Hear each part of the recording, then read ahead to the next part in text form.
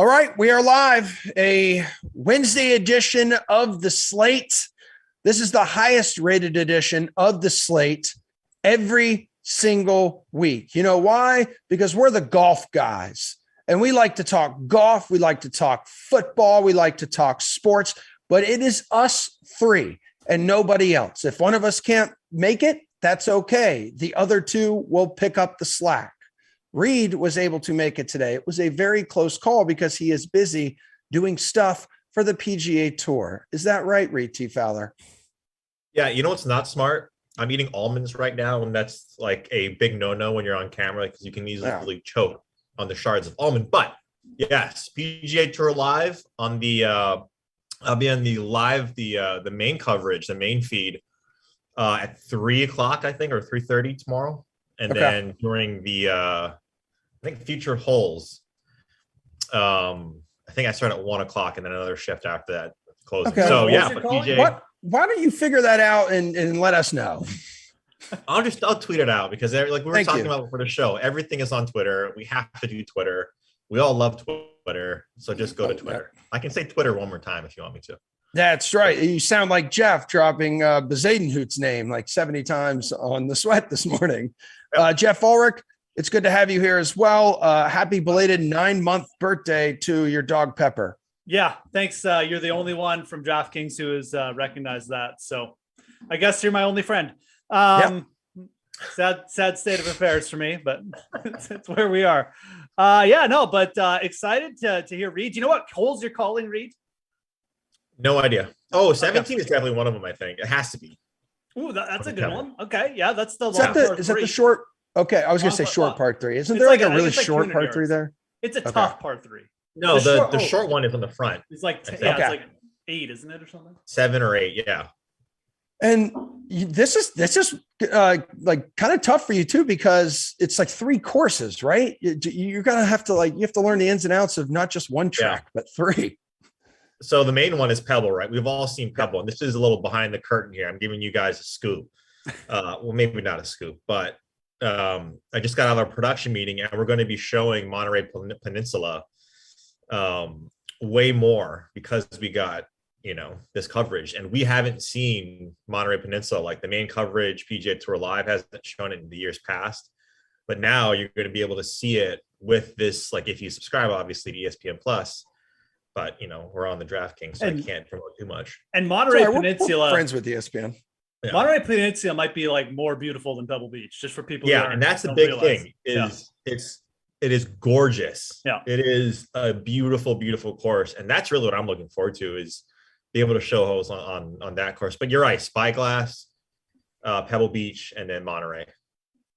Okay, cool. I'm looking forward to that. I will sign up. I will watch. I will support you. That's what I do. That's why I've been voted the best teammate here on this team since I joined it 3.5 years ago. Again, we're the only 3 who can talk golf together on our entire content team. But I would like to start in the NFL because about like an hour ago, Jeff dropped in our Slack channel new report here about Aaron Rodgers and what you call it? It's house building season. This reminds me of like the rumor like a year or two, it was a couple of years ago with Tom Brady, and the rumors were out, oh my God, like Tom and Giselle are touring schools in Nashville for their like little kids.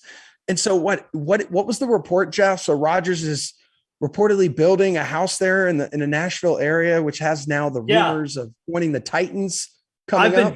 I've been deep diving this like over the last hour because that's just what I do. I waste time with things like that. But there's some dude from Tennessee is reporting he's building this house, and along with the report came that he's open to joining the Titans now. Now, again, my sources are like random Twitter tweets, but there are like people in the thread who are like, no, it's true, and he's actually building in this area of Tennessee. So there does seem to be something to the fact that maybe he is building a house there. I don't know about the openness and how likely he is to go back to the Packers part, but it would make sense that, he'd be pretty open to playing for Tennessee if he's building a house really close to the stadium there. So I don't know, take that for what it is. Interesting. We've all said it from the start after the Titans got eliminated. Wow, this team would be great for Aaron Rodgers.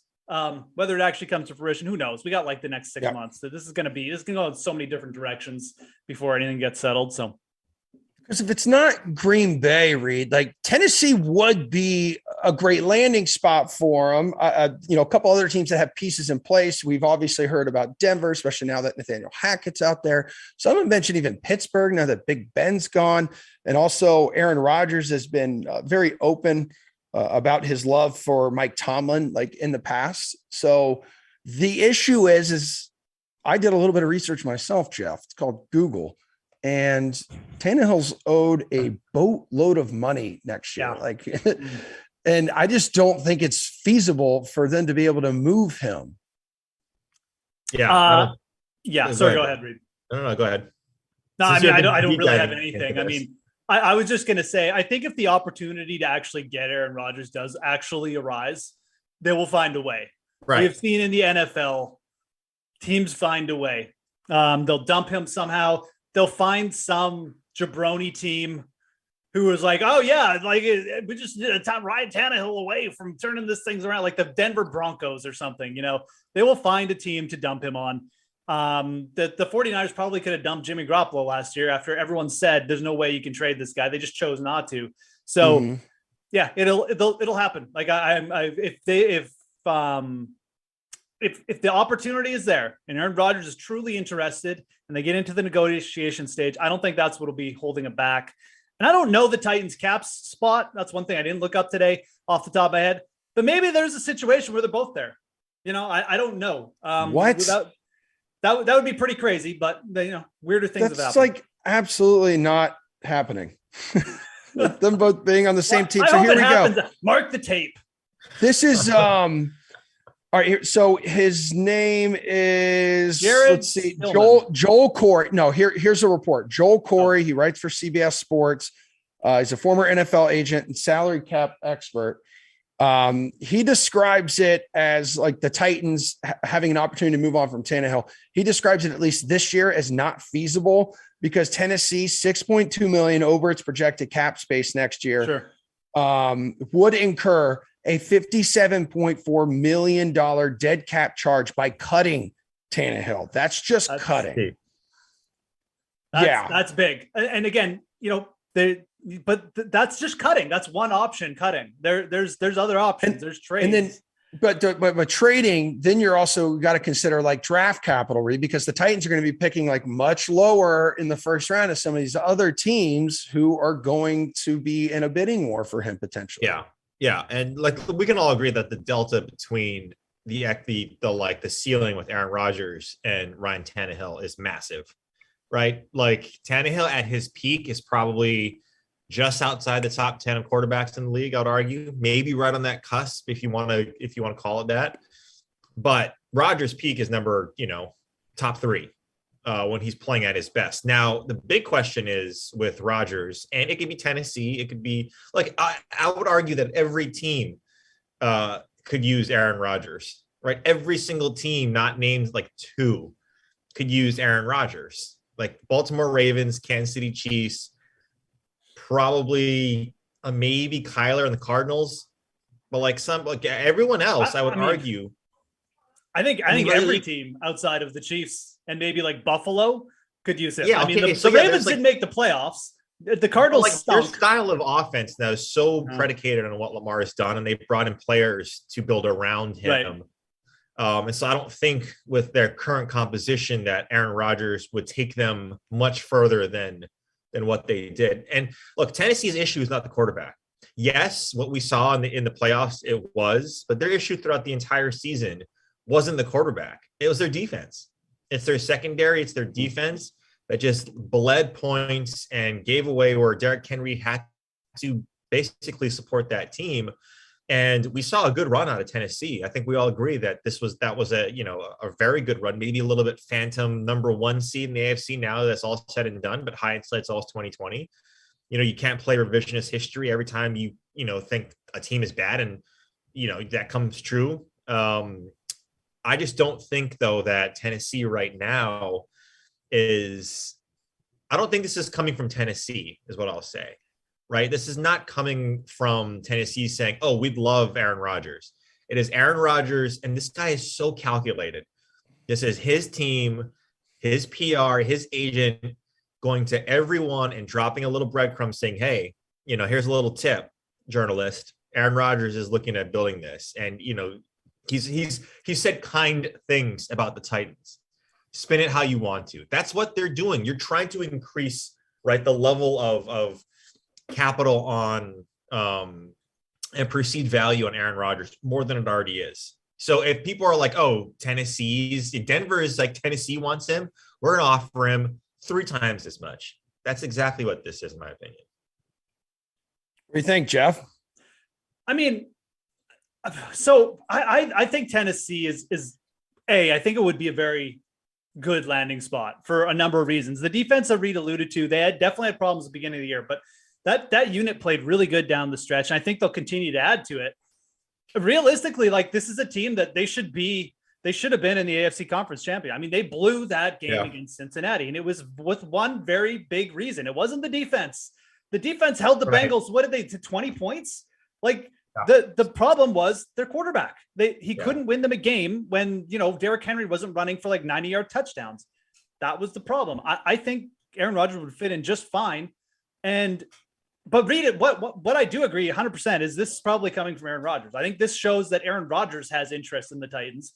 And I think there's a good reason for it. He sees them as a contender. They have 2 stud receivers. They have a running game. It's very much like a Green Bay situation. And I think that's what he'd like to step into. So I do agree. I think this probably report has a lot to do with Aaron Rodgers.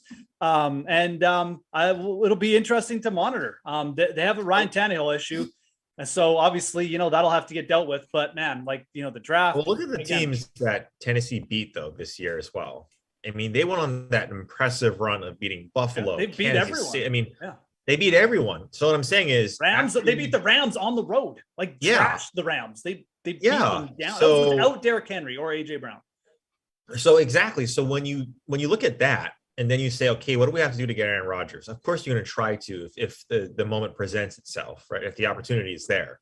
But you've already proven that with your cast of characters, you're able to beat them. And if Aaron Rodgers is saying, I want X, Y, I want a 4-year or 3-year contract, and you're Tennessee, and that's going to hamstring you, especially if you have to get that dead cap hit with Ryan Tannehill. Those are serious things to consider, right? Because he's got what? Especially with Brady now, which we'll get to probably in a little bit. Yeah. He's brought 2 more years? Right? And if you're going to pay him that much money and Tannehill's still got a lot of money owed to him, that's going to put your organization in a hole. And look at what he's done. I love Aaron Rodgers. I think he's one of the best. But look at what he's done in the past couple of years in the playoffs. Great in the regular season and garbage in the postseason. I don't know if that's him. I don't know if it's LaFleur. Probably a combination. But you could say the same that Aaron Rodgers, with that team and that offense, could not get over the hump. So who knows? I'm probably jet lagged, but this is an interesting story of epic proportions. Poor Ryan Tannehill. Yeah, they're really Reed Vrabel's team is like the definition of just being a quarterback away, and it's not at the regular season. It's like, dude, you could get there and be great, but you got to get it done in the playoffs. And you feel like that offense has every ingredient, right? That a quarterback.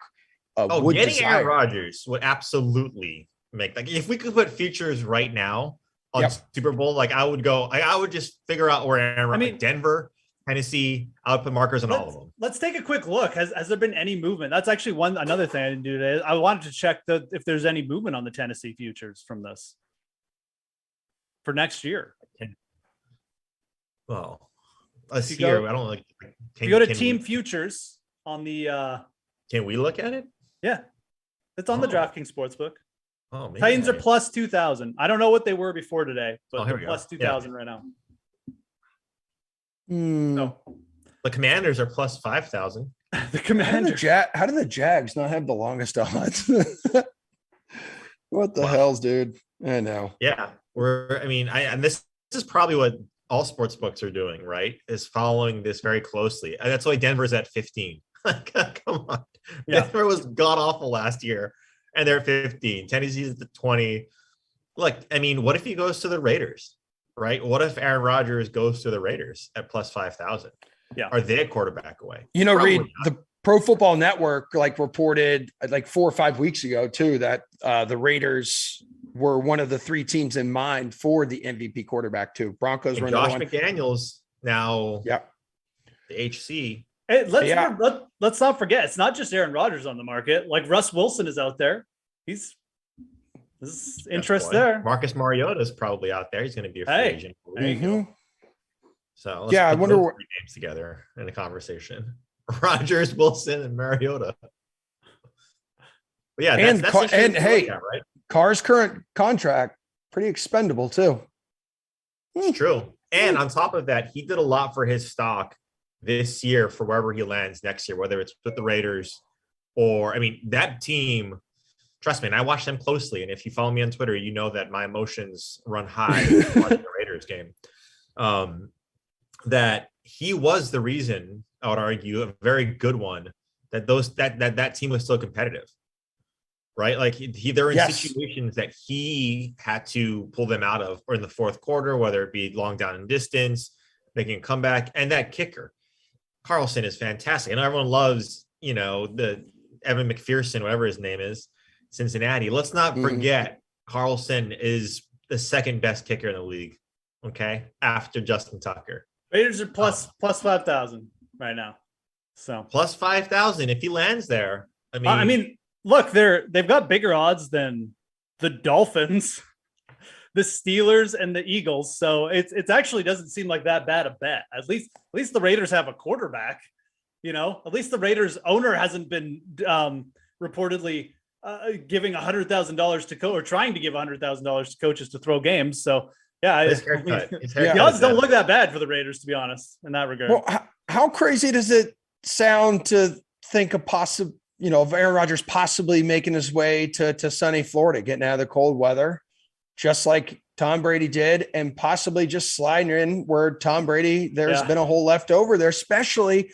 So Arian says he's going to be back, right, in 2022.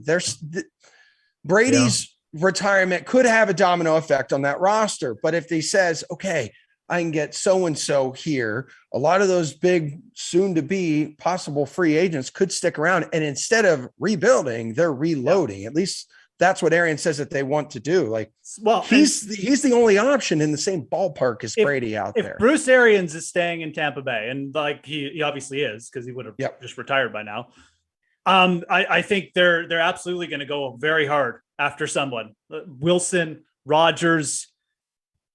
I mean, I don't know. Maybe they tried to trade for like a Derek Carr or something like that. That could even come to fruition. But I think they're going to go hard after someone. I don't necessarily know. I don't have any inclination of who that will be.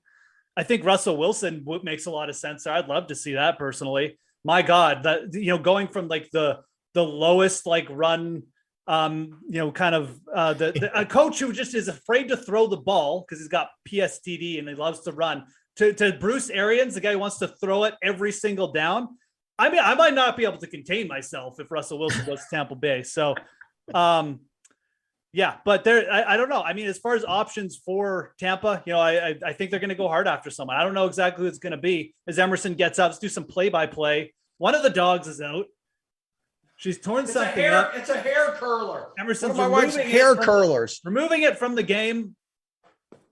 Wow. Oh, yeah. You're going to the sin bin. One more and you're going to the sin bin. What happens if Rodgers and Derek Carr just do a switch? I mean, I think we have a chance to potentially see some stuff like that going on. I mean, it's right. Yeah, like there's a lot of teams that are quarterback thirsty right now. The Steelers, the Bucks. I mean, and the Broncos, man. Like, yeah. For a lot, I mean, I don't think like Rodgers Tampa Bay is like totally like unfeasible, or like a move with Carr, as you just mentioned too, Reed, with Vegas. This is all like assuming, right, that Rodgers signs a new 2-year deal that would reduce like his salary or something in 2022, like a salary cap charge or something like that. Like, isn't that what's going to need to happen? You think he would do that to stay? Almost like a sign and trade type situation. Oh yeah. I mean, you could, but I mean, I don't think Aaron Rodgers wants to be I don't think he wants to work with management trying to figure out what's best for the Packers. Even though he might say it. I was going to say, because he said like, I'm in good standings with like Packers brass, but of course he's probably just saying that.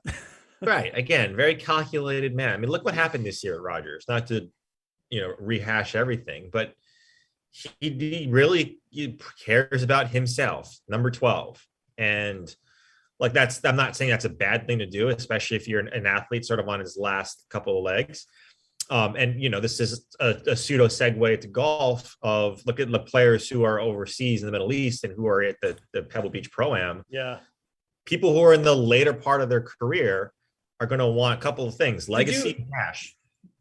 This is a great transition. Did you guys see the report that Ian Poulter got offered 22 million pounds to play on a Rebel golf tour? Did you see that? Like what do you mean a Rebel golf tour? Because I know that there's been chatter, right, of a couple other tours trying to pop up and compete with PGA where they were trying to lure some of the big names. Apparently one of them offered Poulter 22 million pounds. What is that? Do you use pounds in Canada? I don't know what that is. How much is a pound? All right, pound. It's more than a dollar. It's more than a US dollar there, Mr. Fancy Pants. Doesn't know his currency. Okay. Oh, okay. A pound is 1.36 United States. Yeah, it's like 30 million US.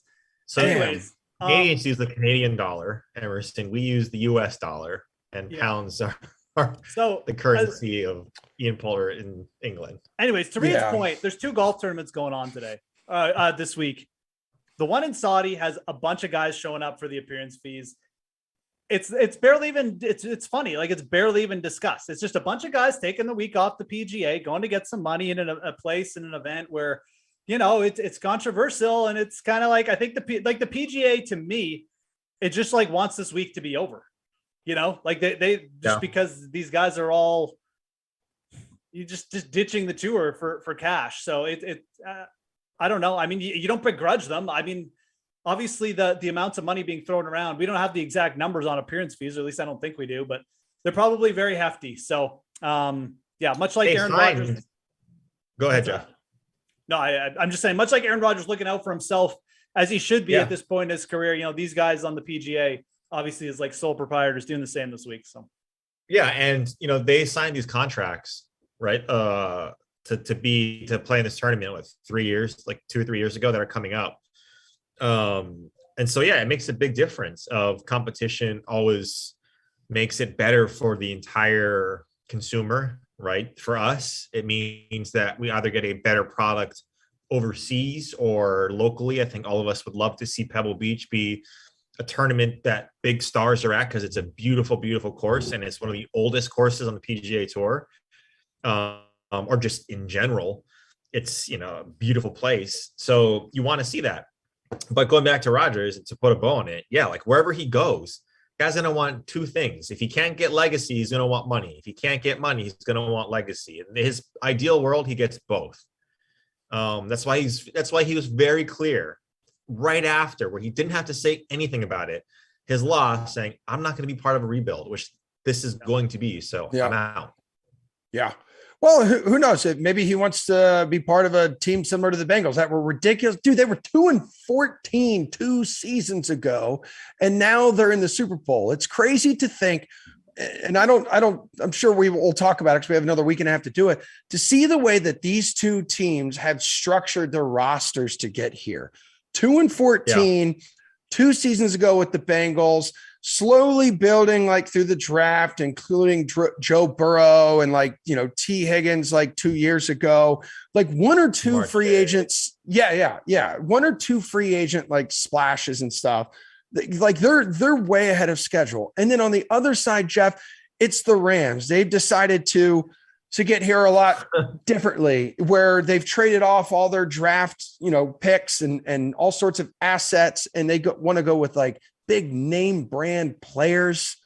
Now, I'm sure their aggressive team building strategy will eventually catch up to them, but 2 teams, they got here 2 completely different ways. Yeah. I mean, it's how you manage your assets in the NFL, right? I mean, and I don't even mind what the Rams did.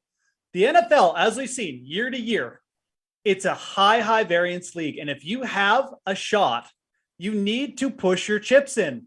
Yeah, it's not going to work out all the time, but you want that payoff. You want to get that Super Bowl, the extra revenue, the appearances for your team. It helps your franchise. You want that. you need to push it all in. You can get back draft picks. You can trade players later for draft picks. There's ways to accumulate those things. If you're having a bad year, if things go to poop one of those years, you sell off guys, you get some draft picks, and then you try it again. But I don't mind what the Rams have done. The Rams clearly have a good system under Sean McVay. They've got some really talented players they've accumulated in Ramsey, Donald. It makes sense. And yeah, they're probably going to have a year coming up where, it won't work and injuries will catch up to them and everybody like, wow, this team's toast.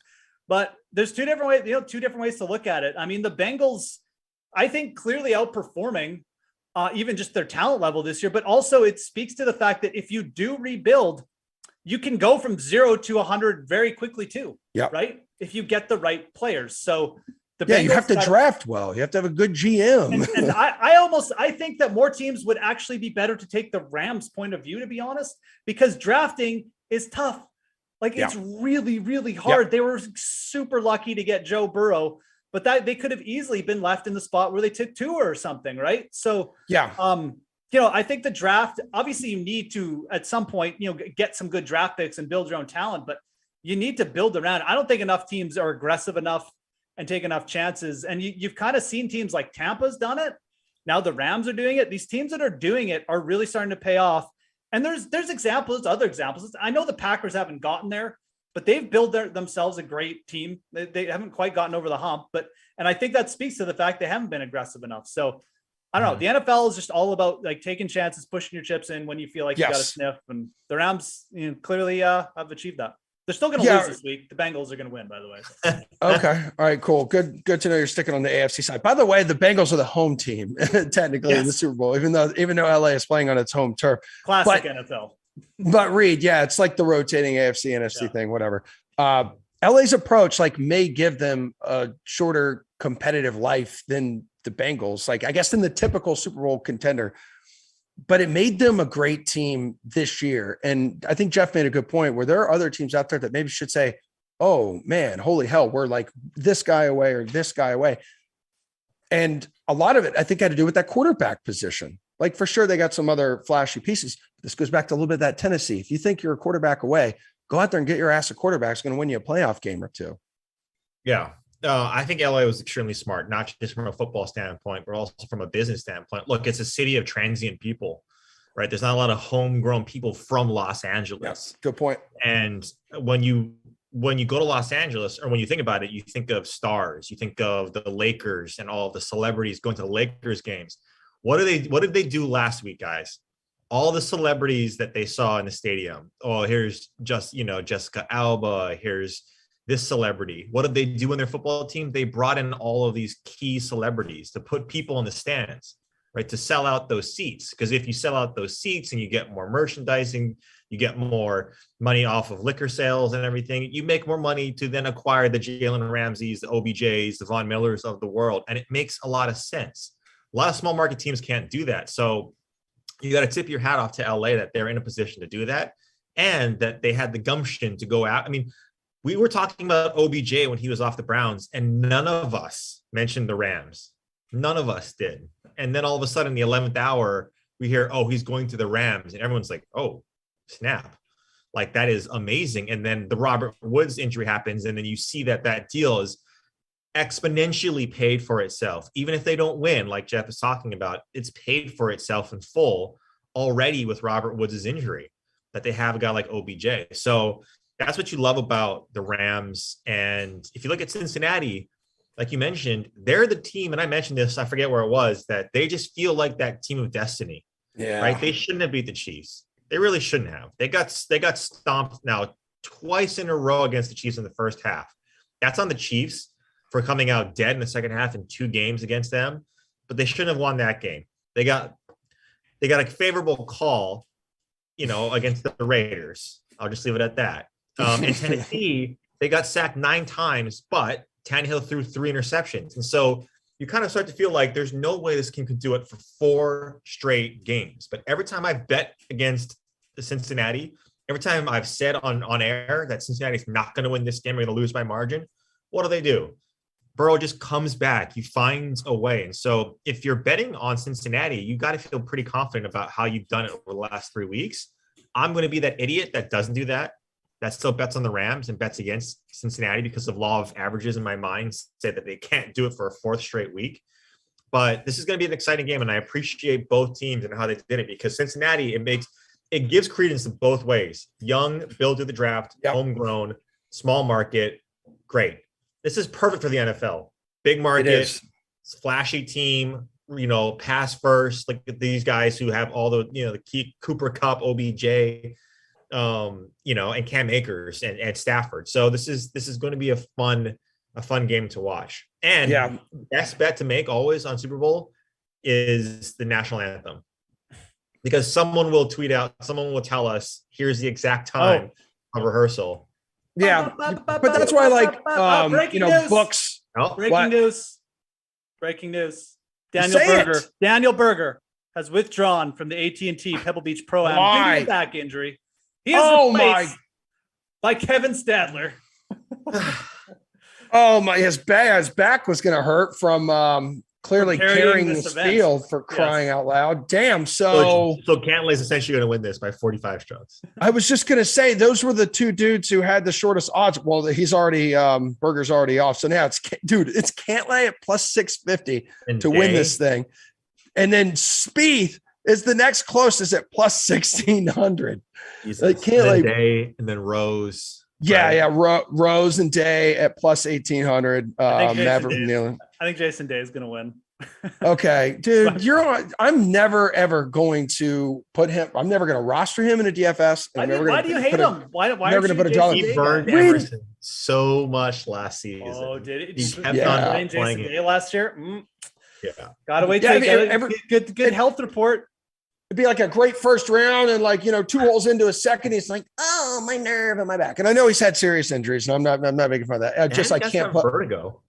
Exactly. So I can't I can't put so much faith in him. I can't put too much faith in him anymore. And listen, I wish him well, but dude, you're never going to land on the Fighting Latsia's DFS roster ever again.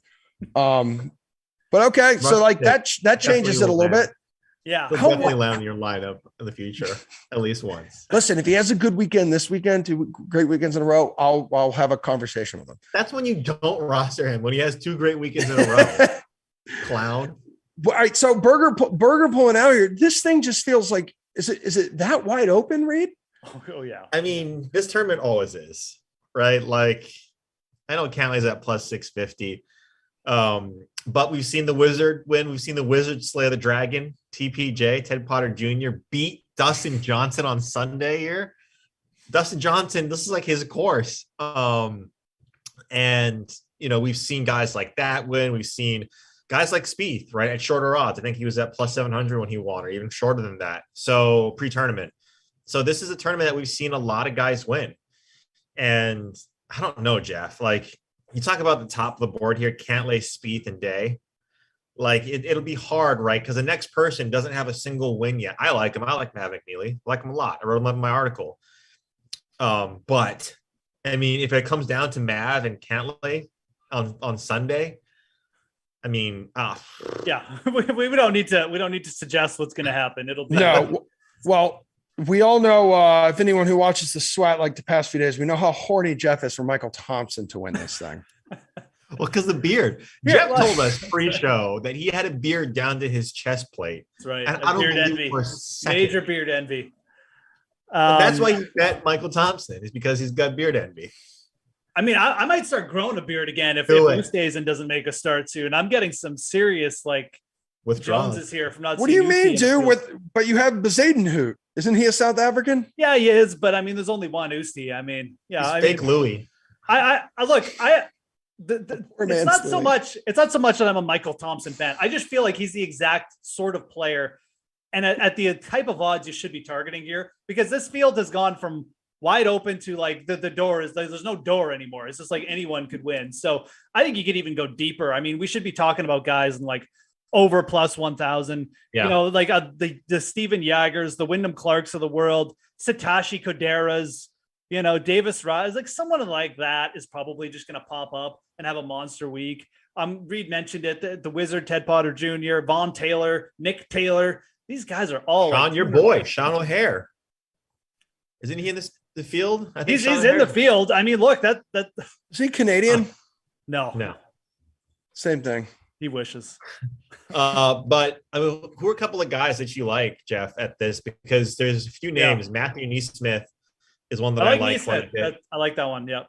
Yeah, he's at plus 10,000 on the old DK Sportsbook. A lot of people love Eckerath, Austin Eckerath. I don't know. I'm not there yet, but Adam Svensson. I mean, the love for this guy is running rampant at this part of the season. And so I think he's someone too that you definitely have to take a look at. You mentioned Satoshi Kodaira. Yeah. I mean, RBC comps, right? He plays good. He's playing well too. So, and he plays well this course. So yeah, those are some names. Davis Riley. I mean, this is an event where I'll go with like guys who played a lot. Like, that's why I like Chappell. If you're taking a shot in this range, again, I'm not expecting much from Kevin Chappell, but he's plus 20,000 to win. He's plus 1,400 for a top 10, which I actually think is a good bet. He's a West Coast guy, and he played well last week. He gained over 3 strokes on approach. I mean, this field is just, again, it is just begging for someone like a Chappell, maybe like a David Lipsky to just get hot. And just Mark Hubbard is another guy who's played well here. We've seen him come very close on the PGA a couple times. Like, somebody like that is going to pop up this week. So we're just throwing out names because, again, we don't know who it is, but I think Neesmith at plus 1,000 is actually like a strong bet. And I think they get stronger because Berger's out. So don't be afraid to throw like an extra bomb or two tonight. If you're in the sort of dart throwing feeling, this is the kind of event where probably gonna see someone like that do it. And look, Michael Thompson still at plus 6,500, even with Berger out. Yeah. His odds didn't move. So I saw Cameron Tringali was originally like plus 3,000. He's a guy who's coming off 3 top 5 finishes, last 5 starts at highlighted by third place. Just top 10. I know, but you gotta feel like you gotta feel like he's gonna win a tournament this year. He's like, why not this one with how wide open it is? No. Because this is what he does. He comes in and he performs on national television and he plays really well. And then the next week he misses a cut. He does it all the time. When Cameron Tringali wins on Sunday, Jeff can not only send me my dog's Christmas gift, but he can go ahead and throw a little extra like tennis ball in there at the same time. How about that? Yeah. I will say though, Tringali, yes, you're right. He looks really good. He's got a putt. But look, there's some names down here like Doc Redman at plus 20,000 played well. Kiradech Afi-Bonrat, they haven't seen him in forever. Where was that one? Bronson Burgoon, Jeff. Why is he plus 25,000? I know he's been playing bad. Like, he's been playing bad. But look at the name. Like, can you like T Dunks, Camilo Villegas, Malnati, Nate Lashley? I gotta quickly. I had a Nate Lashley ticket last year here. And do you remember when he 4-putted from 3 feet away on like the 16th hole on Sunday? He was like in it, wasn't Holy crap. He was winning. No. Was he winning? He was like winning, or he was tied. And then you're right. You're right. And he did. I remember that actually. This event. Yeah. This is one of my least favorite events, but I do remember that. Yeah. I had like a 3-digit outright on this. Yeah. He really imploded. Yeah, and that's all I'm saying. Weaker field. Expect guys like Tringali just to eat it up. Okay. I mean, he's due. He's seems the top 10 every second week. So I don't know, man.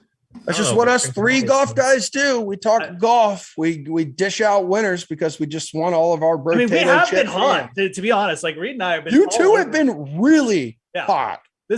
We're very much like in sync here. Reed hit Matsuyama. I had a playoff loser that week. I hit Lesty had a playoff loser that week. I think the only week we weren't on it was the Amex. Who won that event? I've already forgotten about that one. Swafford. I had Swafford. Justin Rose. No one was betting Swafford. So I had Hoagie. Oh, you had Hoagie that week. So Reed has like 2 runner-ups already. I know. Got 2 winners because he was very emotional about those as well on Twitter. I forgot about Hollywood Hoagie. Oh God. Hey Reed, before we get out of here, who are you calling like your golf stuff with? Like you with a former player in there? Who are you cheating? James Nitties. He's Australian. I think he had a stint earlier, like early 2000s, 2010-ish, around there. But he's the guy I'm calling I'm basically doing all of my calls with. So I'll be with him all week. You should go check out they have like a putt course there where you're at, like a mini one, but it's real grass, you know? Really? Yeah. It's actually really cool. Huh. Yeah. They do I it. may head on They do over it to right there. Caddy Shack and get some dinner. Who knows? Yeah, dude. You know what I like about that place? It's like they're like free appetizers. You know, there's like chips and sauce. Some people put down bread. They put down like a thing of pickles. Yeah. Yeah. It's very interesting. And there's Very like interesting pickled down radishes. here, Yeah, the it's golf it Hall is- of Fame. it's a different A lot of- world. It's Florida. Florida, man. It's a different part of the country. Especially St. Augustine. It's not clothing optional, but a lot of people think it is. Anyhow, I hope everyone has a great rest of their night. Jeff and Reed, it was tremendous as always being back with you two, Reed. I'm happy you were able to make it. Producer Eamon and TP on the ones and twos. My God, are we just not the perfect like handful of dudes to be together? Had a great that's why we're time. the 3 highest paid employees at DraftKings. For sure. For sure. We got to Me Venmo one. Eamon and TP now. Yeah. and Don't Jeff. tell Glass. All right, everybody. We're out of here. We'll see you later. Machine is